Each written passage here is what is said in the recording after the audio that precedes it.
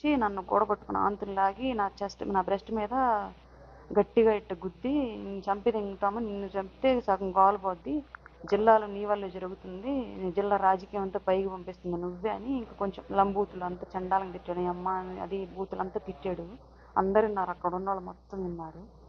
గుండెలో ఆయన కొట్టిన దెబ్బకి గుండెలో నొప్పి వచ్చి నేను సైడ్ అట్లాగా వాలిపోతూ ఉంటే నొప్పి తట్టుకోలేక ఇంక వీళ్ళు గబగబా కారులో ఎక్కించారు నన్ను. కారులో ఎక్కించినాక కూడా నా కారు చుట్టూ వీరంగం వేస్తా తిరిగాడు. చనపతి రాంబాబు, నువ్వు దిగవే బయట, నీ సంగతి తేల్చుకుంటాం మేము, అసలు నీకేం పని, పార్టీలు నువ్వు ఎవరు అని చెప్పేసి ఇష్టం వచ్చినట్టు మాట్లాడుతా కారు చుట్టూ గందరగోళం చేశాడు. వీళ్ళకి నన్ను దించకుండా డైరెక్ట్ ఇంక హాస్పిటల్కి తీసుకొచ్చారు. నన్ను తల పగలగొట్టిన ఆయన పెద్ద ఆయన ఎవరైతే ఉన్నారో ఆయన్ని అబ్బాయిని తీసుకొని వచ్చారు కారు ఎక్కించుకొని. అది జరిగింది. చెప్పానండి పార్టీ అధిష్టానానికి, హరిప్రసాద్ గారు, మీడియా హెడ్ హరిప్రసాద్ గారికి చెప్పాను. అలాగే conflict management committee Ajay Kumar గారికి చెప్పాను.